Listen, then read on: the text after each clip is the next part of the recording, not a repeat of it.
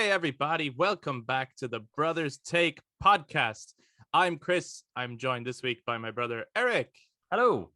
We don't have Adam with us this week. He's over in the UK at the moment, but myself and Eric have an awful lot to talk about on the podcast this week. And some weeks, there's like a drought for things to talk about. And we always have to what are we going to talk about and come up with some reason as to why we're discussing a certain topic. This week, not so much.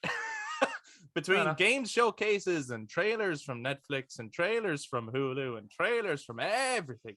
But it'd be impossible to talk about everything. So we're going to primarily focus on gaming because we are primarily a gaming podcast, even though we do like to talk about other things. So we're going to be talking about the Summer Game Fest Showcase and the Xbox and Bethesda Showcase, which we literally just watched before coming on to record this in time for getting it out as our next episode. We won't be able to talk about everything because, again, lots to talk about. So we're going to talk about stuff that stood out to us, but we'd also love to hear what games stood out to you and why. It might not be the same stuff that stood out to us. And you might also have complaints or issues with the showcases. We'd love to hear your thoughts. If you're watching us on YouTube, make sure to jump down into the comments to share your thoughts at any point. And if you enjoyed this discussion, why not give us a thumbs up, hit subscribe, and click that notification bell for all future episodes. And to those of you who are listening to us on audio platforms, you can also touch base us on social media, Facebook, Instagram, and Twitter at The Brothers Take again to give your take on everything that we bring up here today. But without further ado, with so much to talk about, let's jump straight in. Okay, Eric, let's start with Summer Game Fest, obviously, because that was earlier in the week. Okay, is it the whole? Sorry, okay.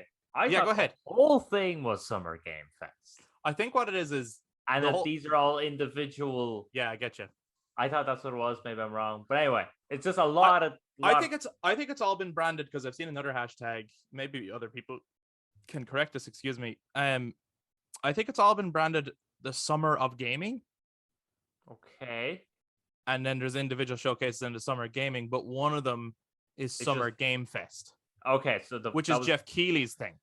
Okay, right. Like, so he has the Summer Game Fest in the same way as he has the Game Awards. Okay. But there's other Game Awards. Like, the Game Awards isn't the only Game Awards. You know what I mean? No, but that's the Game Awards is the official one. But yeah, there's other. Well, I like to take that. I like it. It's like the Oscars. So it's the Oscars because there's like even with the Oscars with movies, there's other people that give out awards, but the Oscars is like the definitive. Yeah. But anyway, well, with the so Jeff Keighley's Summer Game Fest. Yes. I gotta like just ask you what games stood out to you. As you mentioned a game, I'll talk about that as well if it stood out to me, and then if there's anything that you don't mention, then I'll bring them up as well. Okay, so I remember I watched a couple of announcements, and then I started to watch it Friday. Friday, probably, actually. Friday, because it was out Thursday. It was out Thursday, yeah. Yeah. So I watched Friday night, and I was a little bit getting to a point where I was like, you know what? I'm really not in the mood for this. Because when I clicked on it, because this was obviously kind of pre-recorded, there was a over 2 hour long wait. Surely you skipped that, though. Well, I didn't, because there was actually a lot of trailers there. Right, I just skipped all that. So, actually, because you did talk to me about this, the trailers they show before that are just trailers that have been previously shown. Right, but I didn't see those. Right. So I actually watched a lot of them. By the time we got to the Game Fest, that makes it long. I was very tired. I was I've you don't have anything to show me anymore because I already watched most of what you had to show me anyway from like the night previous. Right. And now I've just watched all this stuff. Yeah. So I kind of don't really care about the constant world premiere, and I'm going to talk in world premiere. I'm going to talk world premiere. I'm going to talk. It's like, shut up. Shut up. Right. But in saying that, games have stood out to me. I think before you get right into it, let's just make a rule. Let's keep the Naughty Dog stuff to last. Only because there's a discussion there I think needs to be had. But let's just talk about the other games first. Oh, okay, sure. Yeah. Well, that was not the first thing I was going to mention anyway. The first thing I was going to mention, just because I'm actually very much in a survival horror mood at the moment. I don't know why. It's like here's the sun, but also it's a miserable weather for us at the moment, right? So maybe I'm just getting pissed off and I want to kill some zombies. So the Callisto Protocol. Looks so good. Amazing. It's Dead Space. But you know what? I enjoyed Dead Space. So just give me some more Dead Space. And they're giving that to me. And it looks great. I remember like the first CG trailer for that last year. Oh no, it was at the Game Awards. Yes. Yeah. And it was like, that looks terrifying. I'd like to see more of that. And then at the State of Play, they showed more of it? They showed more of it State of Play, yeah. And like, as soon as it finished, I went and started replaying Dead Space because I was like, oh, give me that. That looks amazing. And then to see more of it again, like it was a lot of the same, but then we got to see some actual gameplay. And yes, it is Dead Space. And for some people, that would be a fair criticism if your criticism is it's just more Dead Space. To me, that is not a criticism because Dead Space was one of those franchises that deserves to be continued, if not in its own IP, then at least in this spiritual successor. So I'm all with it. I say it looks great, and it looks great. I think it's a day one buy for me. Yeah. I think that and a few other games. I think I'd like to get like special editions more often with games now, just because they're very nice and they come with good things. And they're going to disappear. And they're going to... I think physical special editions will eventually be a thing of the past. Yeah, I'm actually raging. The fact that I got back to survival horror, I'm raging. I sold my special edition of the Evil Within because that was very nice as well. But no, because of that now, I'm like, and because of the Final Fantasy VII Remake special edition, I was like, actually, you know what? I need to get more special editions. So Callisto, I think, is one I probably get. It'd be interesting to see. Yeah, it'd be interesting to see what comes in it. Yeah, I'd love to see artwork, just because not just artwork, but like having listened to that the creative director talk before, even about like Dead Space. I'd love if they included, even if it's only like a mini behind the scenes making of. Oh, that'd be good. That would be fantastic. Yeah. So okay, that was definitely on our radar. Yeah. That looked good. Another one that kind of looked well for me. I think another one that kind of stood out was Marvel's Midnight Suns. Yeah, see, I was surprised by this because we've obviously talked about this before in one of the showcases where that was first shown, and I was that's Eric's right away because you love XCOM. I love XCOM. Yeah, and this is the XCOM developers doing the kind of darker side of Marvel, using only Metallica in their trailers. But anyway, why has it caught your eye now? Yeah, I don't think it did initially. No, not initially, because it's a bit like, I don't know, it just looks weird. But then just seeing it definitely be way kind of darker and stuff, I was like, okay, that's interesting. That's cool. Fighting Lilith, fighting demons. And then it was the showing off that you make your own character, because I didn't know that. I didn't know that at all. Okay. Yeah. I think they might have mentioned it, but I forgot. So when I saw the vast customization for your own character, I was like, that's really cool. And then it became, you play as that character wandering around the Abbey, and you get to talk to all your teammates and stuff. And there's like the different dialogue with them. Now, not that the dialogue didn't seem award-winning, but Firaxis is not exactly known for its award-winning dialogue or its award-winning graphics. Right. But I like turn-based combat that Firaxis does, and then seeing that you make your own hunter and going around, I was like, this is XCOM and Mass Effect with superheroes slapped together. I was like, yes, and demons, and demons. Yeah, give me that. That looks good. So yeah, I'm a little bit. I don't know if I get day one now, but that's definitely on my radar. It does look good. Yeah. You probably want to see how the reviews turn out for it, right? Yes, it looks like good crack. That's what it looks like. It looks like a good game. To me, it doesn't look like it's up my alley, to be honest. But it looks right up your alley. Like that's all I could say. It's like because you were so into XCOM and the customization of it and the building the teams and the way it plays. I was like, oh, come on, like this. I mean, and to be fair, it's like it's using some of the more interesting Marvel heroes who haven't been in the spotlight recently, right? Yes. Like your Ghost Rider, your Blade, your Wolverine, those characters who aren't prominent in the MCU that we see all the time. So it feels refreshing as a Marvel project, I think. That looks pretty good. Other ones that caught my. Are we just talking about Summerfest or are we just Summer Game Fest at the moment? And Summer Game Fest? Keep Xbox I as mean, its own thing. they showed Modern Warfare 2 there. Yeah, I'm confused about that, right? And maybe Okay. I don't. And if none of us know, someone else tell us. Is it a remake? Kind of. Or is it a reboot? Or is it a what? Okay, so the one that came out, like, was it last year or the year before, which was just called Call of Duty Modern Warfare and had Captain Price back. Yeah. It was Modern Warfare in name and character only, but it wasn't a remake of COD 4.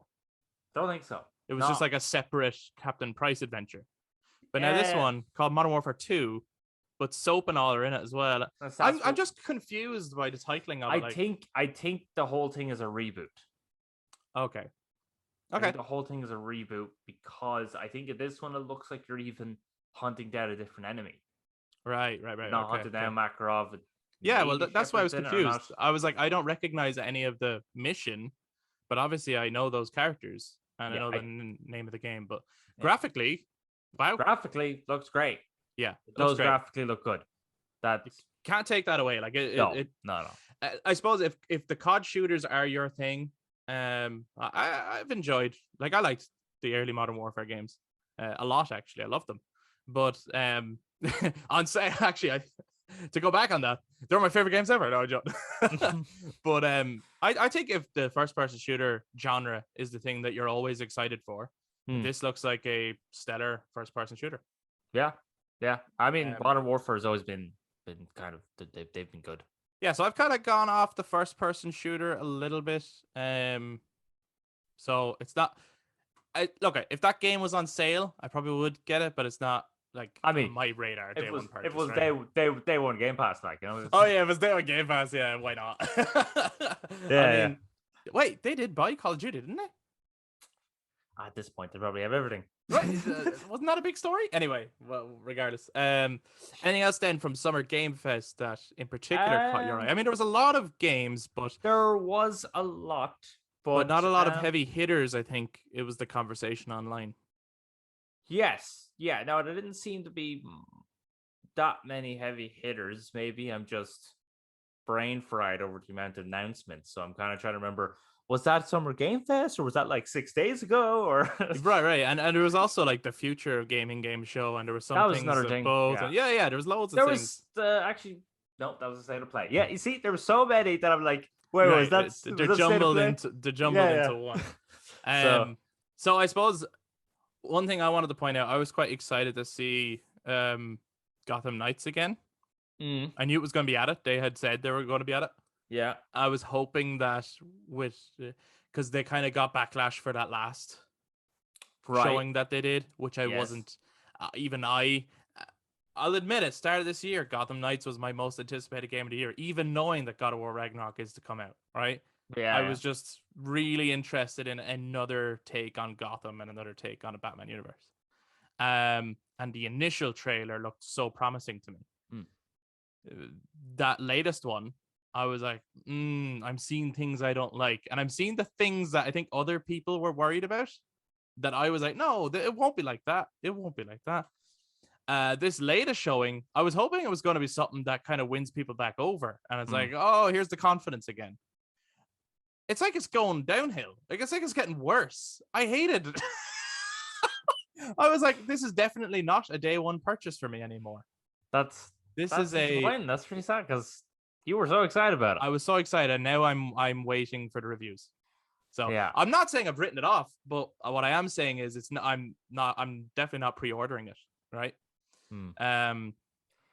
So wait and see. Because I was like, that looks so mobile gamey. Not, I don't know. I don't know what they're doing. I don't know why. And obviously, with the way they did it, it means that there's going to be a character trailer for each of the 4 Gotham Knights. And it's like, we don't need that. We really don't need that. We know who the characters are. You've highlighted them kind of enough in the trailers. Yeah. We don't need that each one gets their own individual. Like, that's not going to win over someone who's not sure about the game. Yeah, no, they need to show off a big event like they did with Batgirl. Yeah, like a big cinematic event that makes you go, okay, so there is more of that still in there. It's not just this looty stuff. Yes, yeah, They're focusing too much on this looty side mission-y, customize your character stuff, and that's the stuff that I think people aren't into, to be honest. Yeah, like you can have the alternate outfits and stuff, but it's the characters and stories that are always the most important for superheroes. Yeah, yeah. I think that's like where Marvel Avengers kind of slightly started to. Yeah. And it's kind of looking like that. It's like the first trailer was like, wow, this looks amazing. And then the more they show the multiplayer, the more it's like, no, stop. Yeah. See, I agree. And I don't want to agree. It's unfortunate. But it's no longer anyway my most anticipated game this year. It's definitely come down that list, unfortunately. But I still want it to be good. I'm hoping it is, but it's just I haven't got the amount of faith that I used to have in it. So that was a disappointing showcase for me. However, there was I have to say, like in the whole showcase, first I saw online a lot of people are giving out about the amount of horror games. Okay, yeah. And for me, all the horror games stole the show. Yeah. Not only so we said the Callisto Protocol, right? There was a game called Routine. I don't know if you got around to seeing that one, right? And so if not, go look it up after this. In fact, I'll send it to you. Okay. I never heard of this game before. Apparently, it was originally announced like 12 years ago, and then nothing was ever heard about it. And so it could be a big cyberpunk thing. Who knows? But it hasn't got that kind of following. Do you know what I mean? So it's not like. Wait, tell me something about it, because maybe I have seen it. It kind of sounds familiar. It was in first person. It was clearly like a sci-fi horror. It looked like there was like robots looking for you, but all just the atmosphere and the lighting and the graphics, incredible, absolutely. Yeah. And that's what I mean by like that's why the horror game stood out to me, is like they look like they're pushing the boundaries of what the machine can do now. Yeah, absolutely. Yeah, where some of the other ones don't feel as next gen. So another one that caught my eye was Layers of Fears, which is that. Look, I did see that. Oh my god. Yeah. Oh my god. Did you play the first Layers of Fear? No, I watched Adam play it. That's more than enough. I don't know how Adam played it. He doesn't like horror. Yeah. Well, he does like it, but he does get scared by it. No, he played it with Tom guiding him. Yeah, right. Okay. Yeah. Me and Ash played it for a whole night and cleared it. Okay. So I have played. I could say I have finished Layers of Fear. I'm proud of that, because I also am not great at playing horror games, even though they intrigue me and they're very interesting. So that one looked really cool to me. The only thing is, I hope it's not too repetitive with the whole painter motif again. Right. Like I don't know if they have to keep showing the whole painter thing for you to know that it's a sequel. You know what I mean? It's like, does it have to? I thought it was a remake. Oh, maybe it is. I thought it was because it's I know there's similar house there. Maybe it is a remake, but I didn't think it was. The painting, because the sequel was a filmmaker on a ship or something. Yeah, there was a Layers of Fear too, and then this is Layers of Fears. I thought this is just like maybe the third, or I don't know how many entries there are. I thought this is just the next entry. Maybe it's either the next entry, or I thought it was both of them slapped into two, because I thought it looked like some of the shots were on the ship from the second. So I thought it was both of them together, and that's why it's Layers of Fears. Oh, okay. It might be built from Unreal Engine. I don't know. Maybe it might be that. No, it actually might be that. That makes sense in terms of the imagery that we saw. Yeah, maybe it is. But that again is a product that's showing off like the quality of Unreal Engine. It's like, oh my god, it's unbelievable. It's unreal. It's unreal. It is actually unreal. In terms of other things in a Summer Game Fest, there was a lot of like indie games and stuff that stood out as well. You know, like there is great work being done there, and I did like the shout out to Replace. You know, there was a shout out to Replace basically, who wanted to have something to show, but under circumstances they couldn't. They couldn't. But at least they were still mentioned, and you know, I appreciate as well the acknowledgement that the developers Replace made earlier in the year, that they won't be able to make a release date this year, even though they wanted to, and like them coming out and saying that like, oh, we're sorry to disappoint you, and it's like, guys, don't fucking worry about that. Like under the circumstances that are going on in that part of the world. So I appreciated the shout out to them. I did. Well, I didn't see that shout out. Yeah, but I did see when your man, the creative director of Callisto, was thanking Jeff Keighley for all the work he's done. So I like that positive energy because it's just something that seems to be lacking at the moment in not just the physical world, but the Ethernet world as well. There just seems to be a lot of and I do want to say that actually before we get on to the Naughty Dog stuff, I like Jeff. I really like Jeff Keighley, regardless of whether people thought this was a great showcase, whether this was a poor showcase, whatever, right? Yeah. I think he's passionate about games. He tries his very best to get the good stuff, and he's honest, I find, about he put out a poll on Twitter afterwards where he was asking people, what would you rate the showcase? A, B, C, D, or lower, or whatever. And after a bit of back and forth with other people and everything, he went, we do our best with what we've got. Because obviously he can't show something that's not there. Yeah, that's right. It's been promised somewhere else. You know what I mean? Like everyone wants to see God of War Ragnarok, but of course Sony have that, and state of play. They're keeping that for a state of play. They're not going to give it to Jeff. And then he came out and said, I'd rate it a B personally. Yeah, and it's like when you've put your oon hard work into something, you obviously want to think it's like, no, that was an A. I tried my best. We did everything we could. It was a good show, But for him to go, no, it was a B. It was a B. Like I've done better. I've had better shows. Yeah, like I thought it was decent.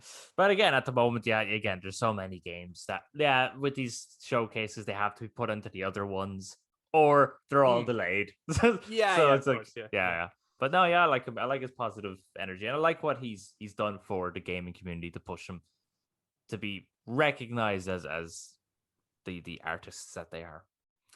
I'd made 3 wild predictions on Twitter. This time I got them all wrong. Actually, I did. I got them all wrong. One of them was that we'd get a Hogwarts Legacy release date. That was mainly because he had said it was going to be focused primarily on announced games. And I was like, okay, well, there's a huge hype around that game. And that game still looks great. And that's coming holiday 2022. And I was like, maybe they'll just show one more trailer of it and give us now the release date. And everyone, and you can start pre-ordering or something. I don't know. Yeah. But obviously not, right? So that didn't happen. The other one was that... but I think I understand why we didn't. But I threw it in there. I was like, oh, they'll end on God of War Ragnarok. We'll get a release date for it. And if you join up with the PS Plus new subscription, you'll get to play the demo. Right? Because they talked about... That would be that people would all subscribe, right? Yeah. So they can play it straight away. But obviously that's what's going to happen at State of Play. So, right? The third one was that Hideo Kojima would make an appearance to announce a new project. I just got the wrong showcase, but we'll talk about that later. But I just thought because they have such a good relationship, Jeff and Hideo, like if you follow them on Twitter, like they communicate a lot. So I was like, he'll probably show up to, say hi and that'll be enough to make everyone go, oh. Like I sit up every time I see him. Yeah, same. But instead, the show finished with a big focus on Naughty Dog and the world of The Last of Us. So let's start with the fact that The Last of Us Part 1, which is the title of the official Last of Us remake, which we knew was in the works. Is coming this September. Okay. Your thoughts? I mean, it looks graphically great. And I love the first game. So why wouldn't I just get it? So I probably would get it. Yeah? Okay. Because as far as I'm concerned, it looks like the first game, but better. I was like, okay. Yeah, like I mean, it probably will be like better graphics, and then the gameplay is going to be like the gameplay from The Last of Us Part 2. Yeah, probably more. Yeah, more fluid and everything. Smoother, more fluid. Right, that makes sense. I don't think it's a day one purchase for me, and I say that as someone who would, die on a hill that says The Last of Us is one of the best games ever made. Right, I love that game, love it. I'm just not personally that interested in a scene for scene remake. Right. So when I saw like the clips put together, I'm like, yeah, it does look better. No doubt about it. But it's scene for scene. You know what I mean? It's like will there be like, will they make some changes or some additions? Or it's like, oh, we could actually like, now that we have a chance to revisit this scene, we could expand on it or do something different with it. Or I would need to see that there's something else in there to play for. Right. Yeah. Otherwise, I'm going to wait for it to come down in price. Yeah. Okay. I can see that point because if it's because if it's scene for scene better graphics, it's almost more of a remaster rather than a remake, isn't it? Well, it certainly felt that way. To me at first. And again, I'm saying this as someone who loves The Last of Us, you know? This is not a game I wouldn't want in my collection. Because it's like, oh, a game I love but better? Great. It's just, I don't know if I'd be like, I know you can pre-order it now and everything, and I don't know if I would. I was surprised that it is scene for scene. Like, but not redone or anything. It's how have they done it? Like the characters are in the exact same positions. Obviously, they've just reused the voice dialogue. Yeah, like it's not even a remake to the extent that maybe Twin Snakes was to the original Metal Gear Solid, where they used. Well, they actually did have to re-record all that. They couldn't use the PS1 recordings. So they re-recorded everything. They re-recorded everything. They redid all the cutscenes. With new graphics, obviously. The gameplay was it was remade. Yeah, Resident Evil 2 remade, Resident Evil 3 remade, Resident Evil 4 remade. So yeah, I can see where you're coming from. That this like when they initially said they were going to remake The Last of Us, and we had the conversation of, is it too soon to remake The Last of Us? Since there is a remaster that's available on modern consoles, it's quite a modern game. It's has modern sensibilities. It stands up today, it's not a bad game at all. Like it hasn't aged badly or anything. Versus when someone announces they're doing a remake of a 1990s game. Yeah. That you're like, oh, I loved that game back then, but right now it's annoying to play because the analog sticks don't work. I don't know. I don't know if it was the slam dunk finale to a show that I would have wanted. Okay, fair enough. I was nearly waiting for, will there be a reveal after this that makes us go, ah? But that was supposed to be it, I think. And yeah, which doesn't really work when you're trying to slam dunk people with something they already know is coming out. Yeah, but was that ever was that a leak initially? Like, were we ever supposed to know that was coming out? I don't know. I just know it was brought up. We had the conversation. We were both saying that we thought it was too soon because we didn't realize we forgot how old the game was because it still looked amazing. And then Adam was like, I mean next year it'll be 10 years old. So yeah, I don't know. I wasn't crazy about what I saw, and I should have been. Yeah. Like I said, I love The Last of Us. Yeah, so but like if it's the scene for scene, that's fair enough. Like you've already seen it, you've already played it. Yeah. Like unless you see gameplay that shows you something truly extraordinarily new, like you've already played the game. You've played the game loads of times. You've lived and breathed that. You've bleed for that game. Mm-hmm. So yeah, it makes sense if you don't want it day one because it's scene for scene remake. That'd be like the equivalent of we're going to do a scene for scene remake of A New Hope. No, right? Or The Matrix 1. It's like I would hate that. It's like you don't need to. It already exists. So it stands up, doesn't it? Yeah. But even A New Hope actually, which is made in the 70s, it still stands up. Stands up to this day because it was made so well. Yeah. Do not make a scene for scene remake of that. If you're going to do a remake, take don't do a remake of it. Don't do a remake. But if you were going to do a remake of it, take the opportunity to do something different. That's my only thing on it. Where it's like, if you have a chance to revisit it, what would you do different? That's all. But and then the thing that they announced that I thought I wouldn't have any interest in, that I was actually like, that sounds like that could be a lot of fun, was The Last of Us Factions. Right, the multiplayer thing, yeah. Like obviously they just had the artwork to show at the moment, right? It was obviously going to be a multiplayer component that was initially supposed to launch with The Last of Us Part 2, didn't launch at the time, but has now turned into a full game with its own story. So thinking about that with the new graphics and the new gameplay, I was like, now I'm interested in that because it's a new story in that same world that I love. Yeah. That makes sense. But it's multiplayer, Chris. Yeah, like maybe there's a component I wouldn't like, but at the same time, it's not that kind of multiplayer, is it? Because when you think of who's making I've played the multiplayer to The Last of Us before. Because it was with the first one. Yeah, it was. And it was sort of a death match mode thing. And but if this has a story mode and everything, this can't be just like there's probably a deathmatch mode to it. yeah, I mean, I was intrigued by that when I saw there was a story mode, because I was like, there was like a story to factions, but it was just more you had a camp of survivors and you just have to make sure they stay healthy and stuff like that. But it was still just, it was more like context. Yeah, it was context to what you do, what like motivation to why you should go back and play the game. So yeah, the fact they're saying new story mode, it's like, okay, that's interesting. It's like co-op or something.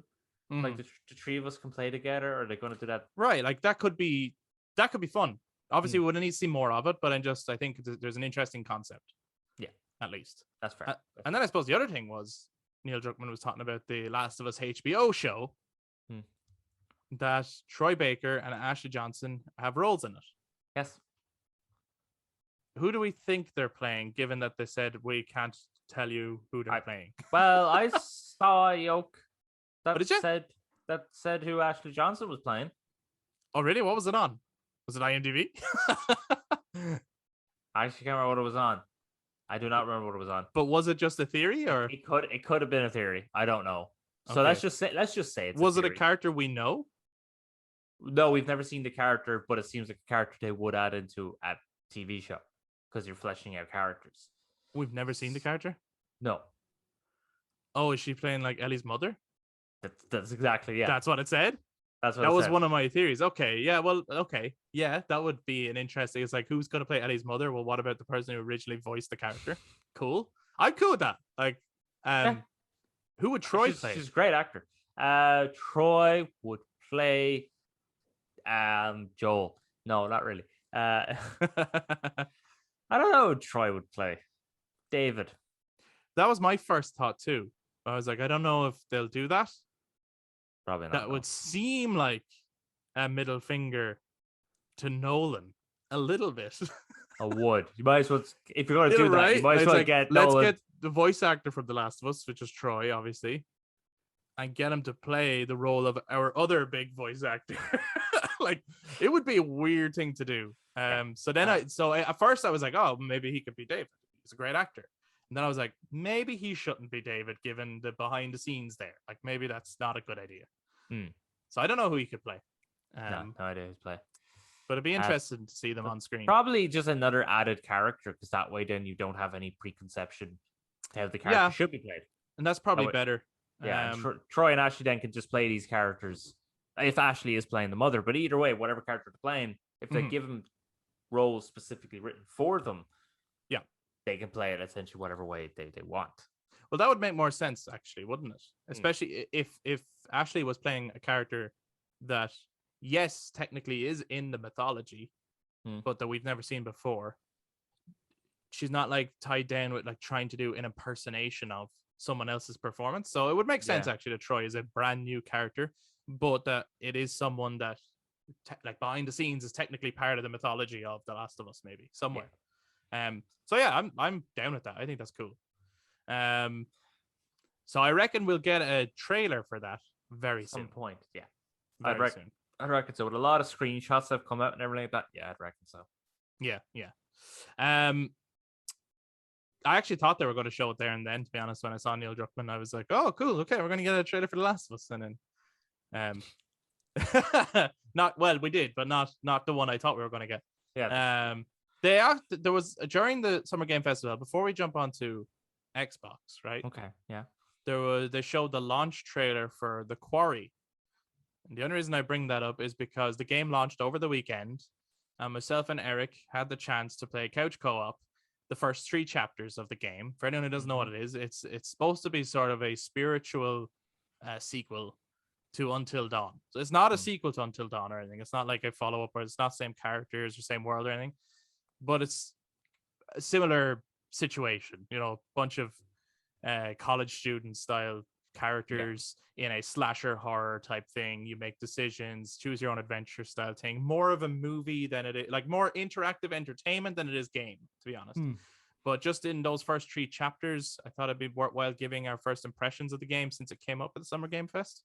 That's fair enough. That's a fair point. I thought that is a fair point. That is a fair point. Well, it was Summer Game Fest. I That's my terrible impression of Jeff Goldblum. Uh, Yes, it I is. thought graphically it was great. Lighting was great. Yeah. Horror games are fantastic at lighting. Yes, That they and are. racing games. Both of them. Yes. Everyone should look to those games to go, right, how do they do lighting? Yeah. And just do that. 100%. What everyone else should not do when looking at the game of the Quarry is not do the bounce. But it seems to only Nothing be but teeth. yeah, but it seems to only be the female characters. Well, apart from Kathleen. Kathleen's one of the characters. Actually, Ariel Really Winters. natural. Yeah. Hers was just the best. She was the best. She was so well written. All right. And so well animated and so well performed. Which Actually, one? they were Sorry. all Kathleen. Is it Kathleen or Caitlin? Caitlin. Sorry, it's Caitlin. Yeah, I think the characters are generally well performed and well written. All of them are, yeah. But the some dialogue, some of the capture on the facial Yeah. movements isn't good. But yeah, no, it's a bit weird. But then with those ones, it's always been a bit weird. But the script to this feels really natural. Mhm. Like everyone's interactions just feels very like they definitely spent a long time with each other. They've gotten to know each other. They know each other. They know how to get on each other's nerves. Mhm. They know the drama and everything. And it's yeah. But it's also great that it really quickly jumps into it. Yeah. It's not as much a slow burn. Yeah, like Until Dawn was quite a while before it. This one was just like, there it is. There we go. We're not hiding anything from you. We're not trying to hide anything from you. Mhm. Here it is. And it's like, awesome sauce. Yeah, it jumps in pretty quickly. I have to say, I'm really enjoying it. I'll have to see how it all turns out. Obviously, I'm not enjoying it as much as Until Dawn, but I think Until Dawn was so innovative, in that genre, and it did things that since then Supermassive have tried to replicate or adapt in new ways, without giving anything away. So the things that were innovative about Until Dawn that stood out from just any other regular choose your own path games, they've tried to readapt in their other games, and it's like, why not do something new like you did then? Like, why not do something totally new? Like, I'm thinking about like the way they use in Until Dawn, they used the character of the therapist, right? The way in which he was used as both game mechanic and story mechanic, and in a way where you made choices and then regretted those choices, like, was really good. And they've tried to kind of do that again in the other games. They have, yes. And I don't think they've done it as successfully. That's the only thing. No. But I am saying it's better than the Dark Picture Anthology games so far. Okay. I'm having fun playing it. I'm looking forward to finishing it, and when I do, maybe do a review at some point. Right. But then moving on to the Xbox and Bethesda Showcase, which we just watched. Lots of world premieres, lots of play it first on Game Pass, day one on Game Pass. Yeah, will you buy Game Pass? I might as well get an Xbox and get it. What as it won you over? Was the showcase enough to win you over? One particular announcement was where I was a bit like, oh fuck, is this next game that this person is making only on Xbox? Because if that's the case, I'm going to have an Xbox. Right. We alluded to that. Wait, hold on. Oh, and Senua's Sacrifice, or Senua's Hellblade, the second Hellblade. I'm surprised that wasn't here. I thought that was for sure going to be here. That also looks amazing, so I'd like to play that because I never played the first one. Yeah, it does look great. But that one's up. But the first was also on Game Pass. So there's a few games that would be on Game Pass, and a few games that I'd like to play. Yeah, and eventually, like Gears 6 when that comes out. Yeah, because Gears 5 was great. Yeah, it was brilliant. Absolutely brilliant. As for a lot of like Requiem, that's PlayStation. That's come to PlayStation as well. It is, but what I'm shocked at, that was one of the games that really caught me. Obviously, look, there was a lot of games. We're not going to talk about everything. No. I'm going to talk about the ones that caught our eye. We want to hear from you guys about what caught your eye, whether you're listening to us, whether you're watching us. But Plague Tale Requiem was on my radar already, as I'm sure it was on yours as well. Like me and you really enjoyed the Plague Tale Innocence. But what really I was like, great, like it looks like more of the same. Some things have been improved. The fact that you can knife people now, it's like, okay, so the stealth combat might be more enjoyable this time, more engaging. But yeah, it looks like more dark, horrible shit. Here we go. Great. I'm going to be depressed for 2 weeks as I play this game. The thing that made me go, what? is that it's going to be available day one on Game Pass. Yes. I was like, how did they swing that? Like, because games that launch on both tended not to be available day one in Game Pass. They might come later if a deal is struck, but so I was like, wait, what? I don't have to buy that now? I was like, I'm gonna have that. Yeah, well, I'm gonna do it. I'm gonna buy a special edition for that game for PlayStation. You can all do it. Work yourselves. Fuck So, Game Passes. No, but it was surprising to me. Yeah. Now that's a fair point. I honestly, at this point now, when it comes to Xbox announcing anything, I'm just not surprised if it goes day one Game Pass. Is at this point, it's just like, of course, of course it is. Yeah, of course. Well, your dinner is now day one Game Pass. What? Someone else is gonna have my dinner? Yeah. Everyone gets access to your dinner day one on Game Pass, apart from A Plague Tale, and we'll leave out the last two announcements for the moment, right? The last two announcements. Okay. But what else? I just watched it. I can't remember the last two. But there's so much in it. What else in the showcase caught your eye?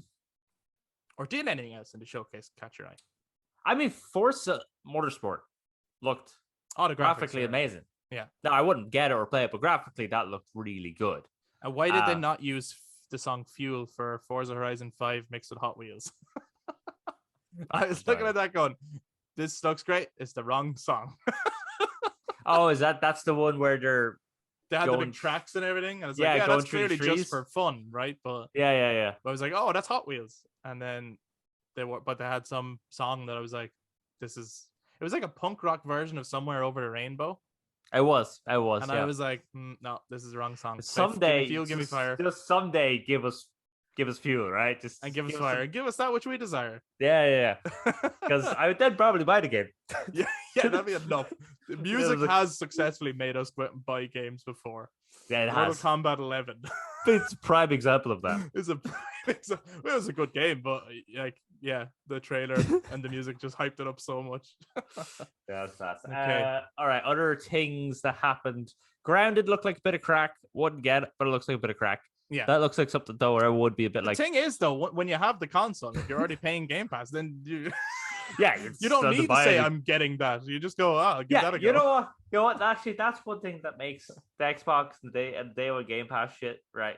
Like, kind of a little bit like, well, there's no real point in me giving a crap about this. Like, I don't have to be like, oh boy, I wonder if it's good. Or, oh, that looked really interesting. Because I'm like, sure, if I have Game Pass, I just Game Pass. When I have Game Pass, I have Game Pass. When I have Game Pass, I can just give it a go, and whether I like it or not, like I give that weird Minecraft army building game a go.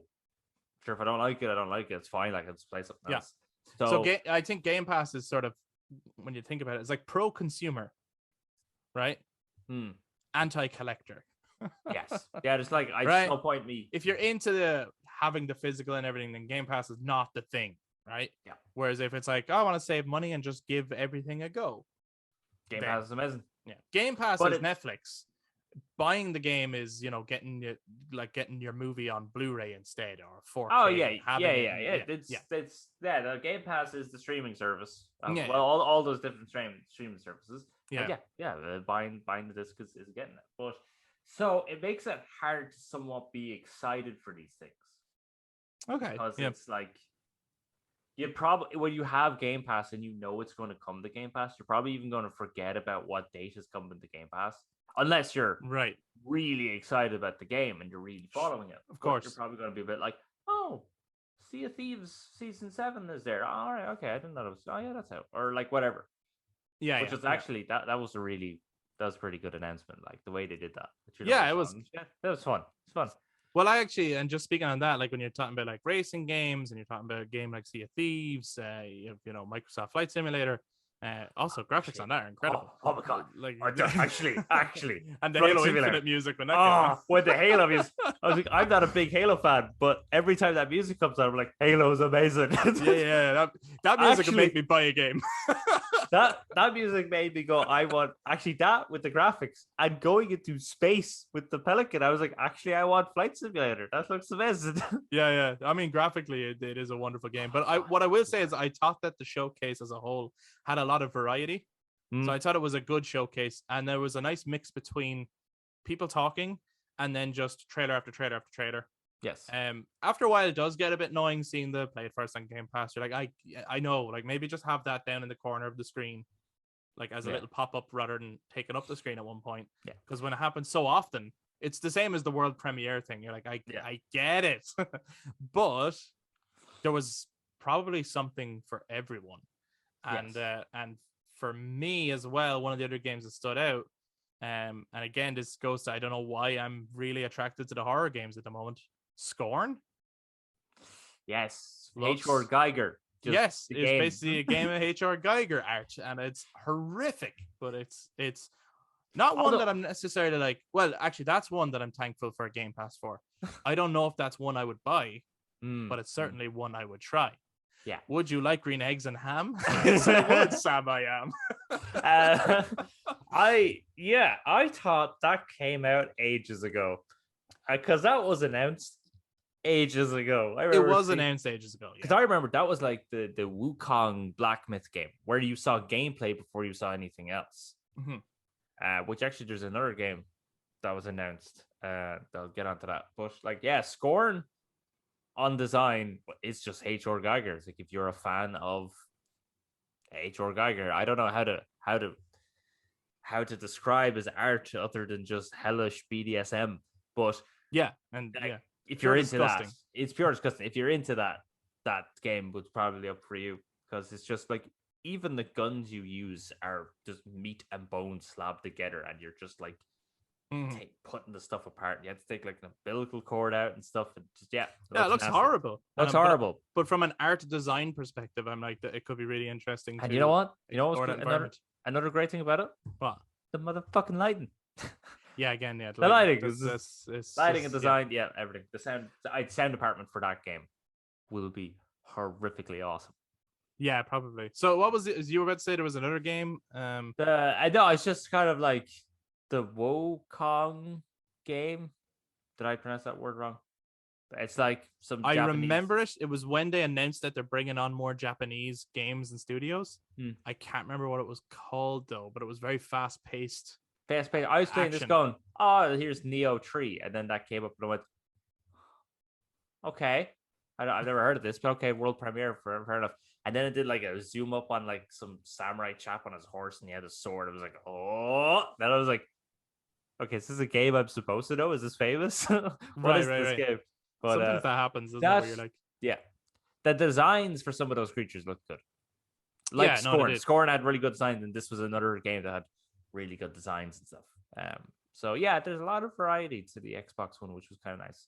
Yeah, I think as a showcase overall, I preferred it.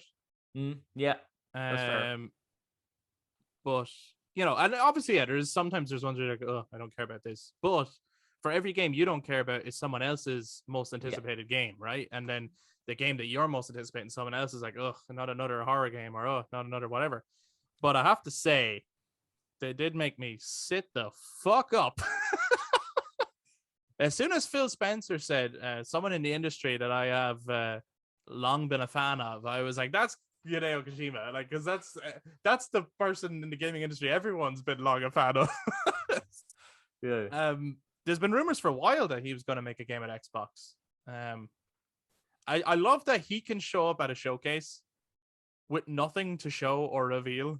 It's just like, and it's still a huge highlight and talking point. Like, I've already literally immediately when I came off it, the amount of thumbnails online that are Hideo Kojima.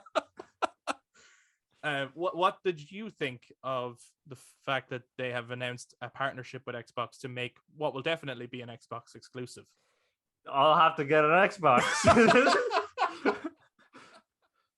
It's the only reason. Is that to me? It's the only reason. It's like if Hideo Kojima is making a game that's exclusively for Xbox. Well, I suppose I have to get an Xbox now. Wow. That's Yeah. it. Fuck everything else. It was like a good move. It was like good move. Yeah. Good move. I'm curious what it is Yes. that he's working on. He specifically mentioned, and he's like, nothing he says is by accident, right? He's so careful with the information he puts out. And he was saying that this is a game he's wanted to make for a long time, that he hasn't been able to make it. And he highlighted cloud gaming. Right. Which is a big feature of the whole Xbox thing.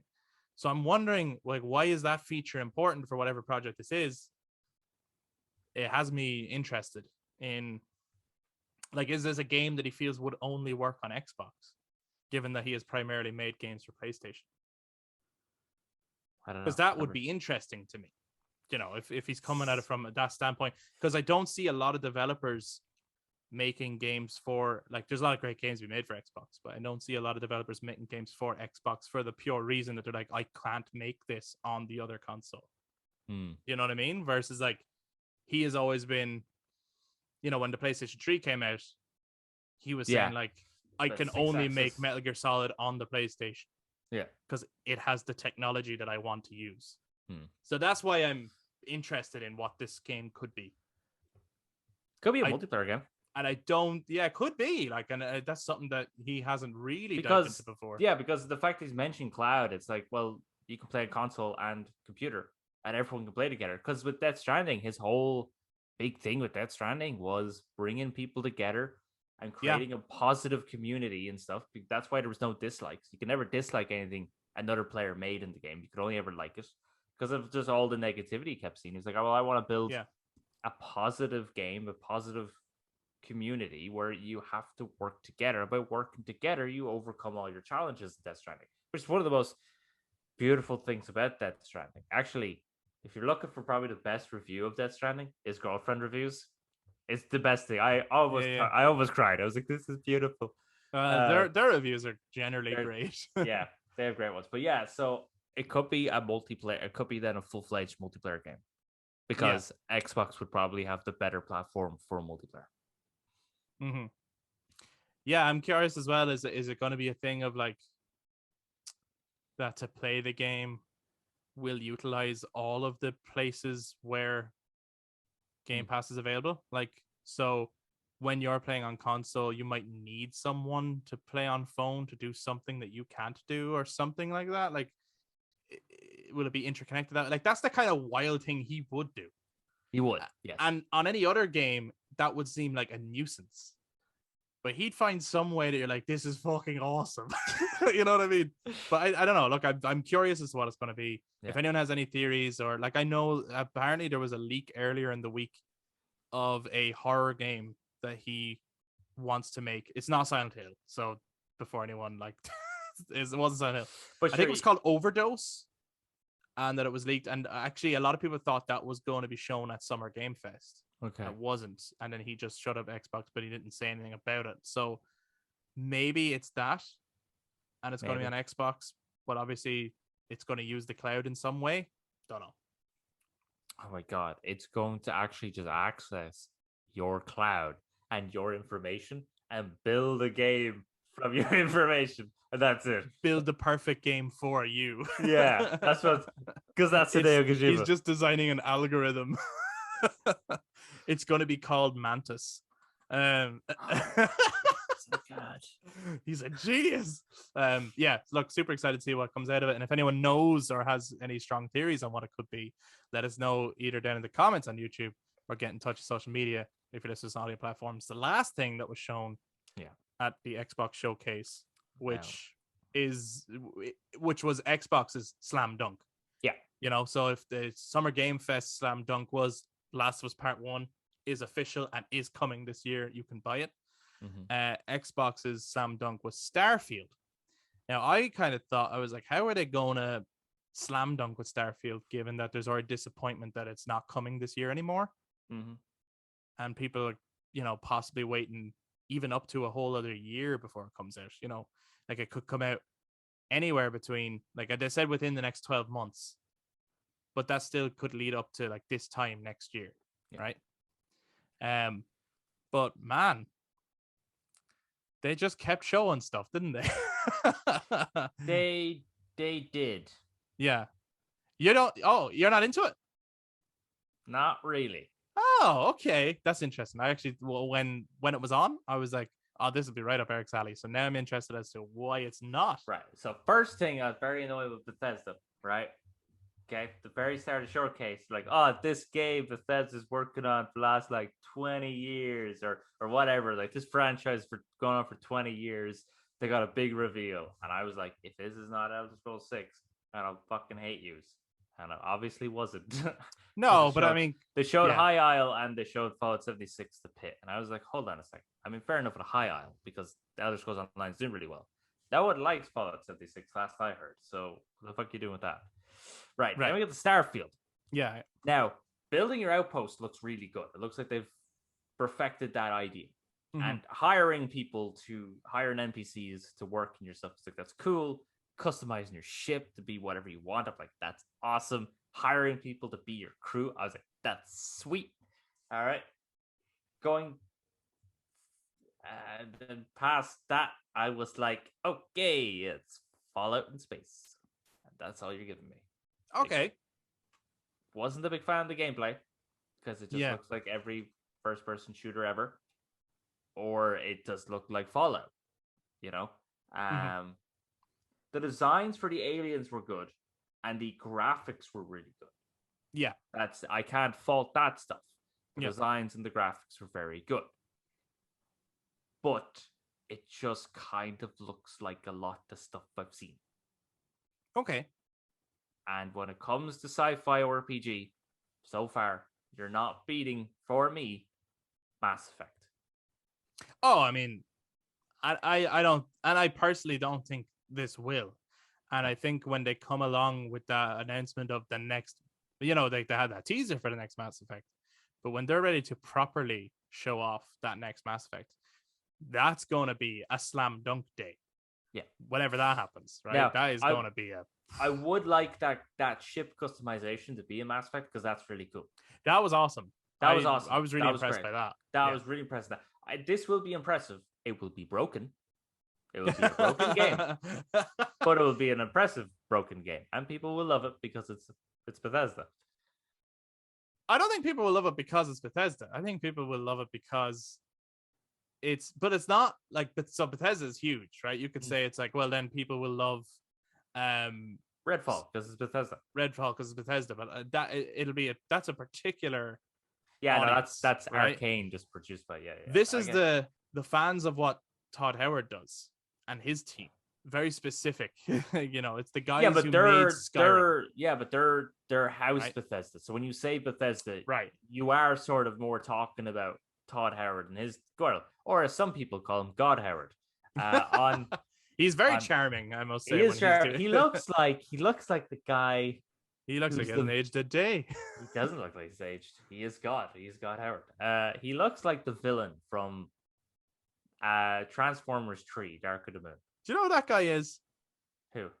I think the actor's name is Patrick Dempsey. He's in Grey's Anatomy. He is in Grey's Dr. Anatomy. Derek Shepherd in Grey's Anatomy. He's also in. I don't think he looks like Todd Howard. Well, maybe a little bit. You know what? Actually, the same person. If Dr. Derek Shepherd had a child with Marty McFly from Back to the Future, it'd be God Howard. It'd be God Howard. No, like it's. I don't know. I think it's because of the long wait to see something. The hype was sort of gone. I was a bit like, please don't show me first person. Please don't show me first person. And then I saw first person. I was like, no. Right. But maybe again, I'm just like, it's the skeptic in me with first person games. But it's not all first person, is it? I know, but no, you switch swap. between Same with Fallout, same with Sky. Anyway, that's what they do. So that's fair enough. It's very dead. But I don't know. Like, it should be up my alley. Yeah, that's the thing. But it's interesting that it's not. Yeah. Or at least so far it's not. Maybe it's because we waited so long, or maybe I'm just getting to that age of my life where I'm like, I actually don't have time for a really long, in-depth game. Yeah, I mean, I'll be honest. I was like, wait, what? When there was like, you can fly to anywhere on any planet, and we have 1,000 planets. I was like, okay, so but you got to take that part. I like it sounds impressive. I take that with a pinch of salt. They said the same thing about No Man's Sky, right? Now, in fairness, they've been fixing that, but day one They that was have, broken. but day one that like, and most of the worlds were pretty bland. Yeah. So that sounds like a bigger promise than it is. I think the scripted locations where there's actual missions are going to be fantastic, probably. I just don't know about all the other places that you decide to go of your own accord. Yes. So just a bit sort of, and then it's like everyone is just human in it. So it's like, okay, I think a very interesting story instead of fighting the human Crimson Fleet chap would be a story about first contact with an alien species. Mm-hmm. I like the quote at the start. That was a cool quote. That was very cool. That's a very cool quote. But yeah, again, graphically, but yeah, it's a lot of promises. That's just like, I can't see that working based on past, not just past events with Bethesda, with some of their games being broken or just not that good, but just with other people going, you could do all this, and you could do all this. It's like if you look at Star Citizen, which this is what Starfield is, just Star Citizen. That's still being made. That's been made for the last 10,000 years. They've released a trailer for like a single player mode called Squadron 42, which has a higher budget cast than fucking Avengers Endgame. And like, it's still not out. But yeah, so I don't know. But the good thing is, it's day one Game Pass. Yeah, so I don't really have to be excited for it. I could just give it a go, and if I like it, I like it, and if I don't, I don't. There is that, and that's one of the that is one of the pros of Game Pass, when you have a game where you are not sure, where you're on the fence, and you're like, I could love this, but it could be a disaster, right? Like in your case, I personally, I was very impressed by what I saw. By no means was it ever going to be like my most anticipated game. It's not, but I like what I saw. To me, when I think about the sci-fi aspect of Bethesda's games, so now this is a new IP, but it's way more like Fallout than it is like Elder Scrolls, right? Yes. However, this interests me way more than Fallout does. Well, that's because this has way more to see. Yeah, like but not only so there's the exploration aspect of it, but just in general, like the idea of going to space, going to different planets, taking part in organizations that are, in the distant future, making a ship, customizing your character, some of those stuff obviously parallel with Fallout, but this premise is more interesting to me. Yeah, so, I think the politics of the factions is like, I think there's one bit where it looks like you can actually join the Crimson Fleet, which are a bunch of criminals in this world. Yeah. So I was like, okay, well, that's interesting in that you can kind of change sides, and like the politics then of space travel could be very interesting. I did slightly laugh when they were showing the different personality traits, and you could choose introvert, and I was like, okay, that's hilarious, because how is that going to play? Do you just never talk? You just have no dialogue options because you're an introvert. And maybe it is, but I was quite impressed as well by the character customization levels. And it also had me thinking, I mean, it's wrong maybe to think too far into the future when it's like, well, they're focused on Starfield at the moment. This is why we're not seeing an Elder Scrolls 6 yet. Yes. Because they're promoting Starfield, right? Yes. But I was like, what does all this mean for when we do get to Elder Scrolls 6? Some of these features or some of the things that they've figured out in Starfield will come over, right? So that's exciting. But I thought it was, for me personally, it was a good showing. It was. I'm excited to play it. It just kept going. So yeah, that was very good show. I like that. I like the way he presents, I guess, which is that you see something and it comes back to him talking, and you think that's it. And he goes, "We've got more to show you," and there's like, "We've got more to show you." And not everybody is able to kind of show it off in game off in that way. I think he pulls it off very well. Yeah. Well, if people are excited for this, I would not be all like, "Whoa, why?" Because of course, of course, it looks so impressive. Some of the aliens the designs of the aliens looked great. Some of the worlds look great. I just think for me, when it comes to exploring an alien or somewhat hostile landscape, now I use the term alien relatively loosely, as in not just alien to our planet, but just a landscape that seems alien. For me, the best one about that and building a kind of somewhat community, which looks like something you can do in Starfield, is Death Stranding. Just the traversing of that terrain and those landscapes were just, the whole thing was stunning. Yeah. For me. So I think if it looked more like that, but with maybe a bit of Mass Effect combat system, and yeah, it'd be awesome. Right. So it's like, if they made the game the way I want it made. But also, I think the other thing that stood out to me for the Starfield presentation was I thought the music was really great. It was very reminiscent of Hans Zimmer Interstellar. Yeah, well, very reminiscent of Interstellar, very reminiscent of 2001 Space Odyssey, just like any classic sci-fi. You can see where the influences are, and you can even see where the influences are in the initial artwork that they showed for Starfield with that kind of 80s movie style art. Yeah, well, it looks like some of the hairstyles and stuff are very like that like 20th century hairstyles rather than 21st, or or in this case, be 24th century, where this land is set, which I like and don't like at the same time. Why is that? I like it because it's all like, hey, you're making a weird, wacky character with like curvy mustache. And on the other hand, it's like, really, the 24th century, we're going back to curly mustaches and 50s wavy hairstyles. Hey, man, that's what fashion is, looking back at something and bringing it back. You know what I mean? Eventually, we'll all be in chainmail. If I chainmail in you joke stores, about that. You joke about that. I do, but it's probably Destiny actually has like all those night outfits, and they look class. I would wear them. Actually, just before we finish, I have nothing to say on it. It doesn't interest me, but it's something that I imagine would have excited a lot of people. It's impressive that Xbox got no. Do you even know what I'm talking about? No. Overwatch 2. Oh, Overwatch 2. I was just setting that up. I am excited for Starfield, but Overwatch 2 is a game I'm not excited for. Right. I don't care about Overwatch. But I imagine that's a huge deal because Overwatch was massive. And it's impressive that Xbox got to show that off. Yeah, I thought Overwatch 2 got released. Is it just a DLC?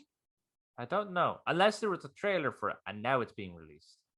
Yeah, it looked like There's this is the problem. There's so many announcements nowadays that it's like, was that game released? Was it just a trailer? Was it a dream? And there's even more showcases coming this week because Capcom have a showcase, which will be exciting. I mean, that's coming out actually on the day of this podcast, but obviously we won't have gotten around to talking about that. It'll probably show up in the next episode. And Square Enix have only a 10-minute, nice short broadcast celebration for the Final Fantasy VII 25th anniversary celebration. Fingers crossed for what we might see at that. Anything at all, even if it's just a bit of art, I'll lose my mind if it's anything to do with Remake Part 2. But come on, Final Fantasy VII Intergrade, or not Intergrade, I keep saying that, Ever Crisis. We'll surely see that. But guys, we'd love to hear from you. If you're watching this on YouTube, jump down into the comments, let us know what has been your favorite announcement over the week so far. Whether it was Summer Game Fest, whether it was Xbox Showcase, or whether it was one of the games in one of the other showcases that didn't happen in those shows, or even just showed up on YouTube during the week. And also for like the Netflix stuff that was shown during the week and in the movie trailers that came out during the week. Whatever caught your eye, let us know down into the comments. If you enjoyed this, please give us a thumbs up, hit subscribe, and click the notification bell so that you're notified of the next episode when we get to talk about those other showcases that are coming this week. And if you guys have been listening to us on audio platforms, you can also touch base with us on social media, Facebook, Instagram, and Twitter at The Brothers Take, again, to give your take on your favorite announcements and what you're looking forward to in the future. Thank you very much for checking out this episode, guys. We'll be back to talk to you guys next time. Bye-bye. Bye-bye. Fun thing about that bye-bye, it came from The Last of Us. It did. That's how into The Last of Us we actually are. Anyway, see you in the next one.